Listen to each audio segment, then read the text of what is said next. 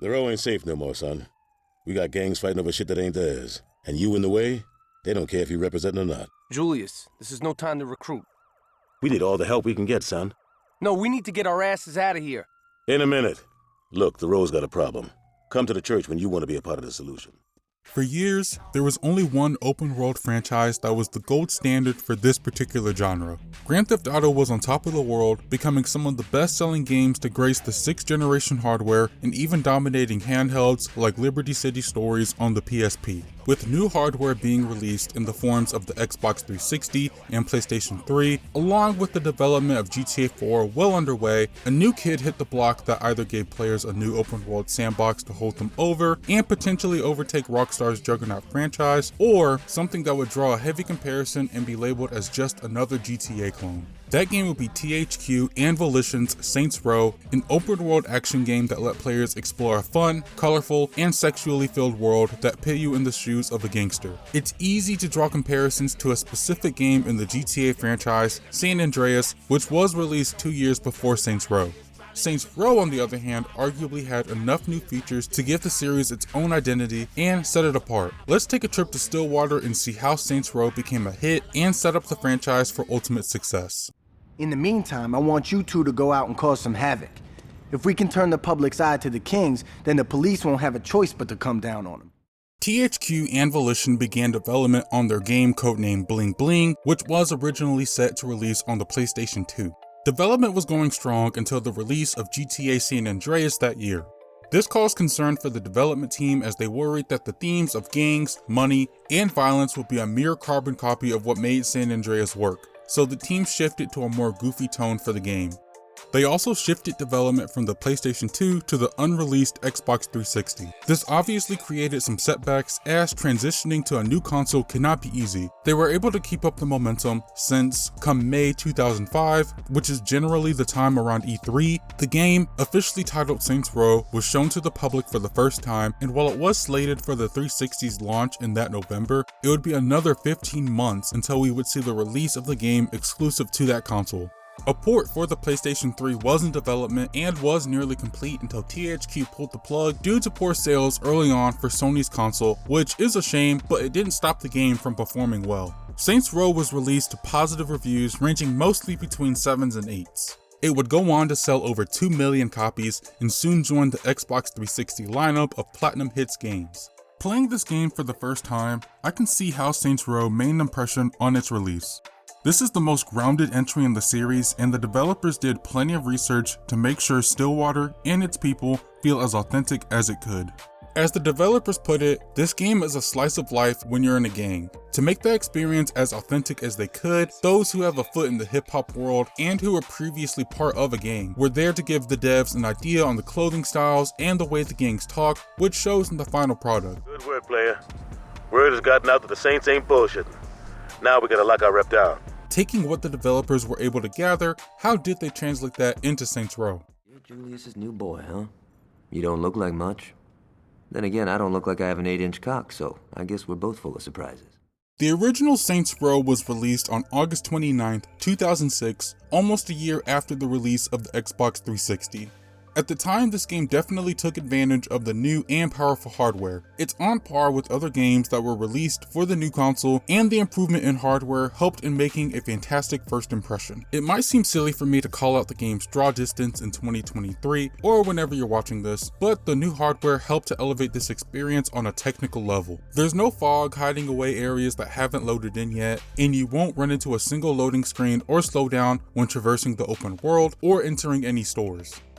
Some small glitches in the environment were distracting every now and then, especially towards the back half of the game, but they never grew to be super annoying. The city of Stillwater isn't too big when compared to other open world games of the time or even its later entries, but what it lacks in overall size, it makes up for in detail. The map is split into 2 different islands. The bottom half of Stillwater is run down with districts that resemble projects and ghetto areas. The upper half is where you're going to find the more upbeat and alive city with suburbs and high-end stores taking over. Stillwater is packed with stuff that is sure to take you off the beaten path. Graffiti spread across almost every building, billboards advertising many of the game's stores, and even these sexually altered movie titles made it fun to explore the city. This brings me to another big part of Stillwater, which is the obscene stores that you can go to. Rim Jobs is where you can go to get repairs and customize your car, but trust me, it gets crazier from here. There's a clothing store called Sloppy Seconds.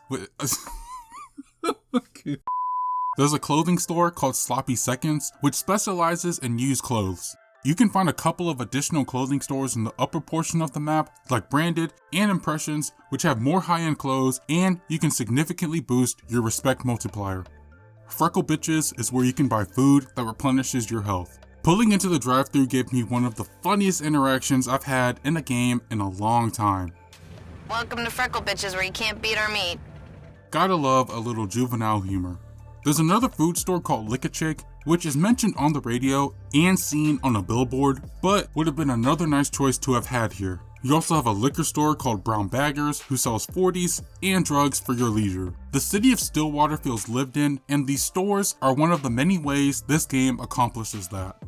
While it wouldn't be fair to compare this map to something like the varied landscapes you'd see in Los Santos, the world we get here is diverse enough, if I do say so myself. The people who make up Stillwater are fun to interact with. Their character models range wide, so there's rarely a time I ran into the same looking NPC twice, which I found to be quite impressive considering the time. These NPCs also provide some very dynamic moments when exploring the city. NPCs will stop taxis to take them somewhere, and shootouts will happen between different gangs or even the police, which you can get involved with.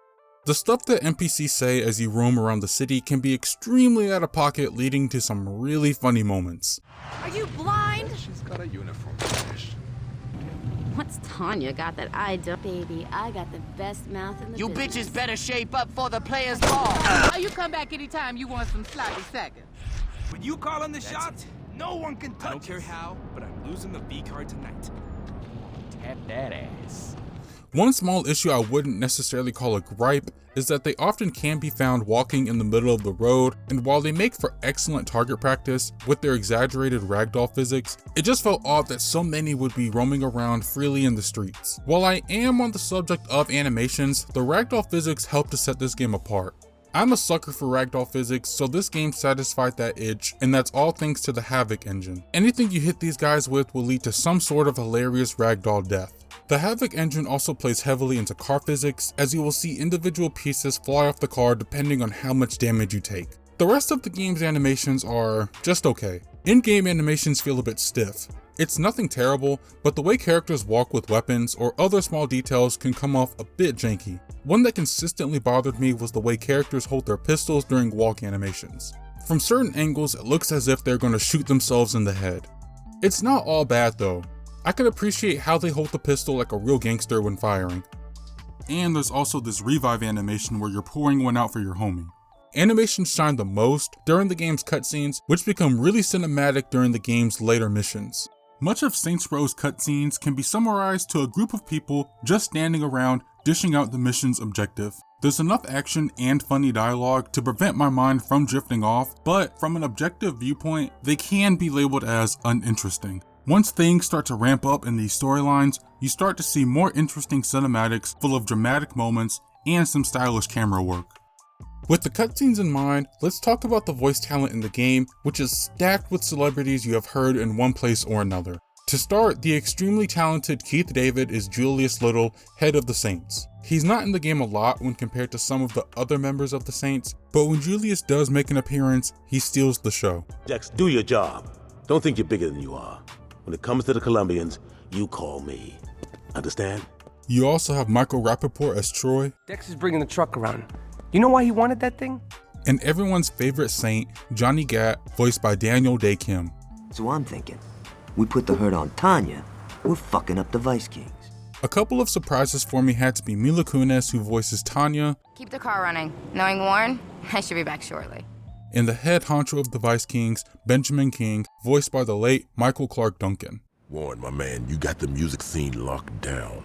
I need you to bring in the cheddar, not get shot because you think you got something to prove. This barely scratches the surface of who all provides their voice for this game. There's also Tia Carrera, Clancy Brown, and David Carradine. We would be here all day if I went over every single voice actor here, and for a game like this, I was genuinely surprised by how much star power is packed. No one delivers a bad performance. You'll notice I didn't mention a voice actor for you, the protagonist. That's because you're a silent protagonist for about 99% of the game. The protagonist only talks at the end of each storyline, so I knew then when to look out for these moments. Bullshit, that's last year's fall collection. The choice of a silent protagonist doesn't hinder the experience too much. The game does acknowledge the fact that you don't speak in some pretty clever ways. Why can't you be like my man over here? Look, Dex. Could you go get that truck? See? Was that so hard? It can make car rides a bit awkward though when your companion is spitting out random lines followed by a few seconds of silence. Are you new? I don't remember you hanging around the row. Are you? So, does Johnny talk about me at all? However, you can remedy this by putting on one of the 13 different radio stations or downloading some music onto a playlist to listen to while you explore Stillwater. The licensed music in this game is from almost every genre like hip-hop, reggae, electronica, and even classical music. I do have to admit though, most of the music I was unfamiliar with. There were a couple songs I could get down to, like Grindin' by Clipsy, but a majority of the music wasn't known to me at least. While there isn't a traditional score for the first Saints Row, there are a couple songs that were made for this game, like the main theme by David Banner. If you're someone who would rather listen to the news, there's enough dialogue from hosts, in-game political figures, and ads that provide something different. Plus, the ads are just hilarious. The 12-piece feast, the 18-piece suitcase, the 40-piece drum, and introducing Liquor Chick's Fuck It Bucket. One small side note before moving on to the story is that I played Saints Row on an Xbox Series X, but the game still booted up like a normal Xbox 360 game, which I had no idea the console did. It certainly brought back a ton of memories from the good old days of gaming. Once we're done here, go talk to one of these guys. They'll have something for you to do. It's our time now. Let's get this shit started. The story of Saints Row is one inspired by many gangster movies of the 90s. After being caught in the middle of a gang war, you get recruited by the Saints and proceed to complete a few tasks that will get you familiar with the game's mechanics and the overall structure of the gameplay loop. After about an hour of cleaning out the row, stealing hoes from abusive pimps, and reclaiming your territory, Julius gives you a moving speech before you are set out on your own to complete the game however you like. The game is split into 4 different storylines. One is for the Saints, which only consists of a few missions at the beginning and the end of the game. The bulk of Saints Row's story comes from the remaining 3 storylines dedicated to other members of Stillwater. The Los Carnales. It's not the Los Carnales, it's just the Carnales. Los means... fuck it. Sorry, Los Carnales, a Hispanic gang, specializes in trading drugs with the Colombians. The Rollers, a gang reminiscent of the Fast and Furious before they went to space, operates an underground racing club. And the Vice Kings, a dominantly African American gang, have a hold on Stillwater's entertainment avenues, such as strip clubs, or brothels as the game calls them, and record labels. As such, many of their missions deal with whatever it is they specialize in, so missions for the Vice Kings see you blowing up record labels or taking over a brothel, missions for the Rollers which see you destroying lots and lots of vehicles, and Los Carnales deals mostly with drugs. Members of the Saints are also dedicated to keeping an eye out and helping to take down each of the gangs. You have Dex and Troy taking care of Los Carnales, Johnny for the Vice Kings, and Lynn as an insider for the Rollers. Most of the time they'll be your companions on these missions, which helps to keep everything connected. This cast of characters was a perfect introduction to the series as they're all unique in their personalities, and the most important part is, they're actually pretty funny. The writing in this game, while fairly standard stuff if I'm being honest, is elevated by jokes that landed for me most of the time. There might be an awkward line every now and again that feels a bit forced. I'm gonna skull fuck that bitch. What the fuck? No! But these moments rarely happened. Things that may turn some people off might be the constant use of swearing. Next time you try that cowboy shit, you might not walk away at all. No, seriously. Fuck you. The liberal use of the N-word. My nigga. And the sexual nature of missions and activities. It was clear from the get-go that this game was not made for everyone, and frankly, that's okay.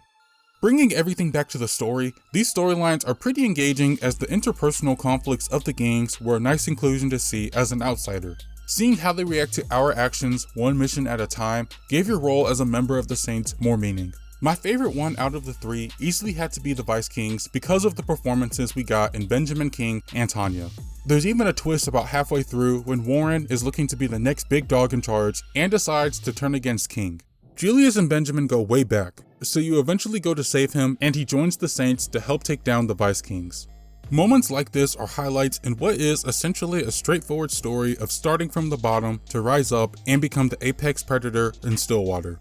You have complete and total freedom to complete the missions however you want, as they are all open to you from the get-go. I decided to take each storyline one mission at a time until I was around halfway through each of them. I soon found myself trying to recount what happened the mission prior when I stepped away to work on another storyline and complete some activities. While the overall story of Saints Row is good, the missions are the highlight here. They do follow that familiar formula surrounding other open world games, like killing X number of enemies, destroying X number of cars, or following this car back to a destination, but I never got bored of doing them. Some of the objectives can help to alleviate a pretty standard mission like this one with the Vice Kings. You and Johnny make your way around Stilwater, creating havoc to get the police to turn away from the Vice Kings. These objectives include robbing a store, knocking bowling pins off a statue, and using a bulldozer to destroy a statue of Alderman Richard Hughes. Missions that break up the typical gameplay loop help to highlight Saints Row's more goofy nature. The boss missions provide some of the best moments in the game in the way they're handled. At the halfway point and end of the storylines, you fight one of the gang's leaders. The way you get to dispatch these guys were always fun to do, whether it be typical assassination missions or taking the fight to their home turf. However, not all of them can be winners though. There's a handful of missions, specifically ones that deal heavily with vehicles, that require you to either protect the vehicle you are following or take a specific vehicle back to a location safely. The issue is, these missions put you at a pretty high wanted level, resulting in everyone and their mother chasing after you. This inherently isn't a bad thing, as the chaos that ensues can genuinely be fun at times, but things can be way too chaotic due to what I would consider to be poor balancing with how aggressive these vehicles can be during these scenarios. They can ram or shoot your car so much that it's difficult at times to even turn or drive the car properly, which made a fairly simple task infuriating to complete. Let's take this mission for example. After waiting for your crew to load up a truck full of drugs from the police department, you have to take the truck back to a marked garage. The police are super aggressive during this portion to the point that it's extremely difficult to drive. It wasn't until after a dozen tries that I went to a forgive and forget where the mission was actually doable, and even then, it was hard getting there in the first place. There's a handful of missions that I failed so much that this draws me to another issue I have with the game. Whenever you fail a mission or get smoked, you have to restart the mission from the very beginning. There are no mid-mission checkpoints anywhere, so if you made it to the very end of the mission after doing most of the objectives, be prepared to do everything you just did over again. That long drive you just made across the map, you have to do that again. Waiting 3 minutes for your homies to load up a truck of impounded drugs. If you die, as I did, you have to wait 3 minutes over and over and over again. And the game itself isn't terribly difficult, but this lack of mid-mission checkpoints really bogged down what should have been enjoyable missions. There were a couple of times where I did rage quit, or I cussed out my player for doing something completely stupid. Bro, come on, what are you doing? Get in the car, dumbass!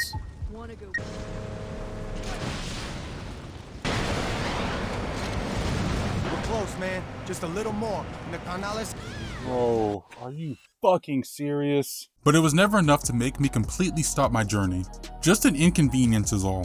The missions themselves aren't that long, ranging anywhere from 5 to 15 minutes, which I thought was a perfect time for these missions. Things never dragged out or felt short enough to make me question why it was even a mission. The same principles apply to strongholds spread throughout the map. These missions are used to unlock neighborhoods that give you money passively. The objectives are pretty simple, as you're only tasked with killing enemies or blowing something up. They're not optional though, since they are needed to complete the final part of each respective storyline, but they're really quick and a nice distraction from the main game. There are also events called pushbacks when a gang comes back to reclaim their territory. It's not something you have to do right away, but this does mean you'll be losing out on some potential income. The other big factor that applies to the story of the game is the activities. No, they don't directly tie into the story themselves, but act as a gateway to allow you to play more story missions. Let me explain. As a member of the Saints, there's a certain level of respect you must earn before you can make a name for yourself. By completing activities for different people around Stillwater, you earn a certain amount of respect, which, when this bar is filled, gives you one level of respect, allowing you to start a story mission. There's a reason for this gameplay loop. During an interview with project lead Christopher Stockman, he states that they did some research into the GTA series and other games like it, and we saw that there was a common complaint against the genre. As freeform as it was, all the side games didn't really matter too much. People loved goofing off, it was something that they really enjoyed. It was something we really enjoyed. So we took those ideas and then made those things matter. And indeed they did. I like this system for the most part as it further emphasizes the core idea of Saints Row, which is player freedom. There are a lot of activities that dive into the fantasies players have when given a sandbox as open as this one. Making this integral to the game is both its strength and, at least in my eyes, a weakness. Rewarding players by letting them do activities they would have done anyway is an excellent incentive to do them. I also believe the different amount of activities you can do is wonderful, so I could primarily focus on the ones I enjoyed the most while dabbling into the ones that piqued my interest even if I didn't participate in them. If you want to go around the city creating as much mayhem as you want, you can participate in the activity Mayhem. One that I found to be pretty funny was Escort, which sees you driving a prostitute to a client and driving them around town without getting caught by paparazzi who want some footage of the action going on. The commentary is what really carries this activity for me, as you're just driving to marked spots on the map. You know what bad girls get, right? 4 out of 5 dentists recommend this. Of course, the fan favorite of these has to be insurance fraud, which sees you throwing yourself in front of vehicles to rack up as much money as possible. These activities are fun to participate in, they can just be a bit of a grind or hassle to deal with in their final levels. There's a total of 8 levels per activity, which gets more challenging in the later levels as you either have to rack up a high amount of money or deal with a lot of chaos at one time. But it wasn't too frustrating. Completing these activities unlock perks for the player, like weapons that can be accessed from your crib, or a decrease in the amount of time it takes for a gang's notoriety to decrease. There are a few additional activities you can do that are unmarked on the map, like the 75 gang tags spread across Stillwater. Going up to one prompts a small minigame where you spray the Saints tag over the enemy tag. It rewards a pretty good amount of respect, so pulling up a guide and hunting them down is a nice way to earn a good chunk of respect. 60 CDs are spread across the map, and collecting 10 at a time unlocks a track that goes into your audio player. I only managed to collect 9, so I never got to hear what the DJs were spinning up in the studio. Hostage is probably the most common one you'll run into. Whenever you hijack someone's car and there's people inside, you can hold them hostage for a certain amount of time, which is when they'll pay a ransom for you to let them go. You can earn even more respect from multipliers, which you earn by equipping the player with clothes, tattoos, and jewelry that add to your overall respect earned. Of course, wearing purple clothes will give you an even higher multiplier. All of this seems great, so I bet you're asking, what's the drawback to this system? Just the initial shock of story missions being locked off until you had a level of respect. That can be a drawback to many who just simply want to participate in the game's narrative, since it essentially locks the story off. But again, once I found the activities I wanted to do, it wasn't that big of a chore to me. Stacking up on respect does take a while, but to help me get through this, I simply just put on a podcast. If there is one compliment I'll give to Saints Row, it makes a perfect podcast game to make the grind less tedious. After completing the vast amount of content that Saints Row has, I finished it in a bit over 17 hours, although there are probably a couple of additional hours of me redoing missions or activities because I'm not sure if the in-game counter accounts for that. Overall, I had about 68% completion, so there's still a good chunk left for me to complete if I wanted to go for 100% completion. There's of course the option to just goof around in the open world and discover what's all out there. There's also a multiplayer mode for Saints Row, and I still believe the servers are running. However, I never found the time to check things out. In terms of DLC, there are a few packs that unlock additional clothing and co-op levels for those seeking that kind of stuff. Anyone but them. You scared of going against Benjamin King?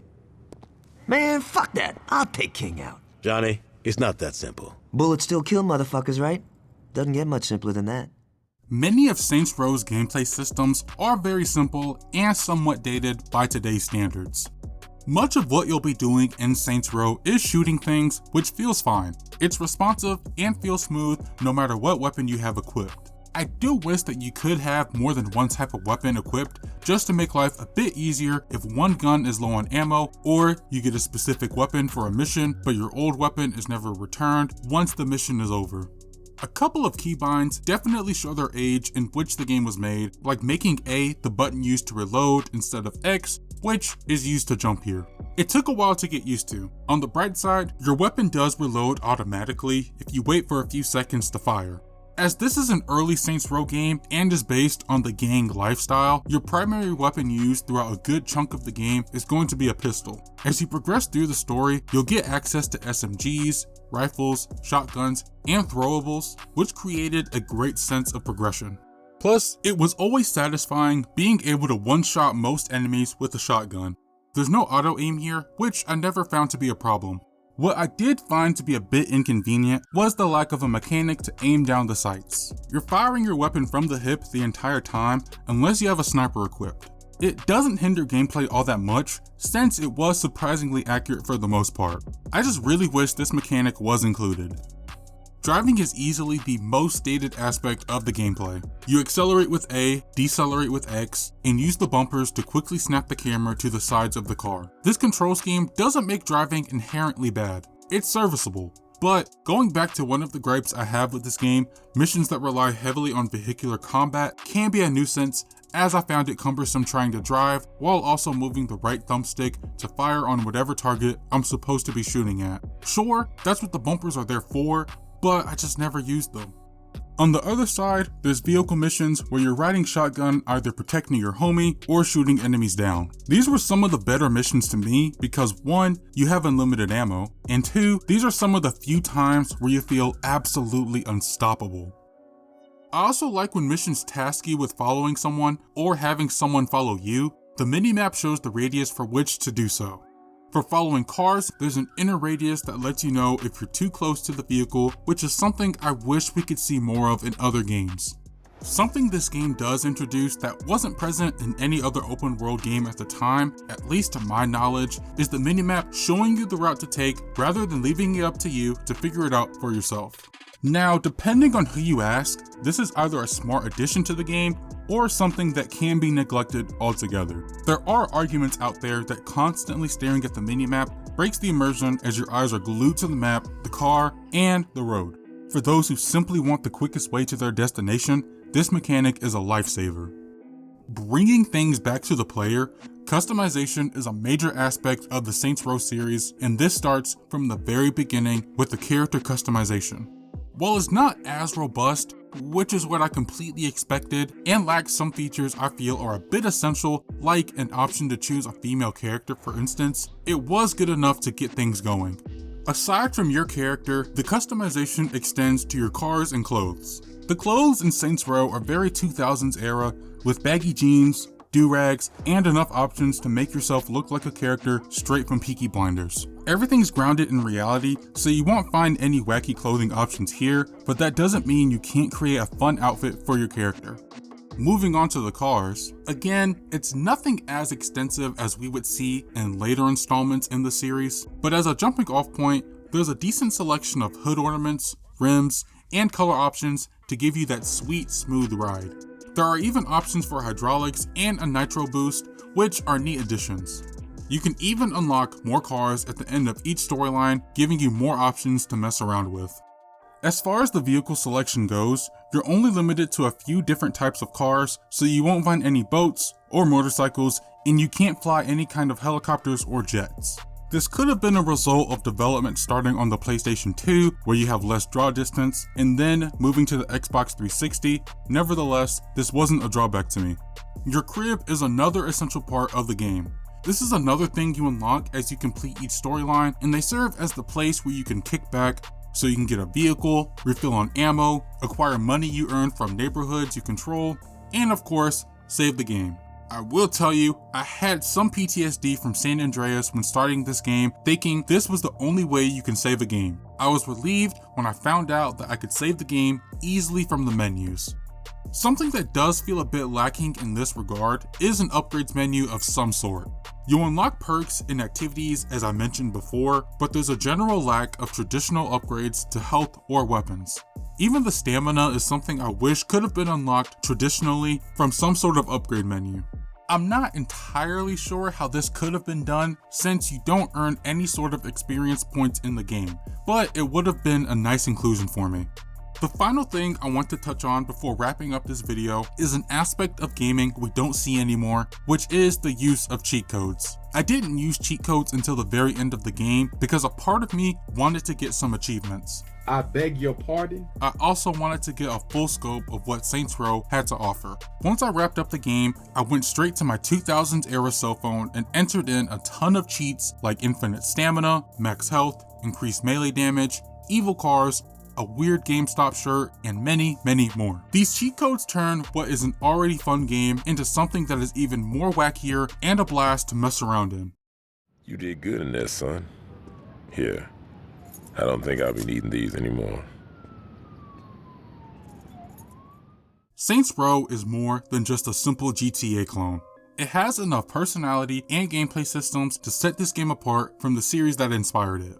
Exploring Stillwater is always a good time, and the characters, in addition to the freedom you have when playing the story, is strong enough for this game's first outing, and I am intrigued to see where the series goes from here, since it was a long time when I played these games. While its mission design is undemanding, with some missions in desperate need of balancing, there was a nice amount of variety to keep things from getting too repetitive or boring.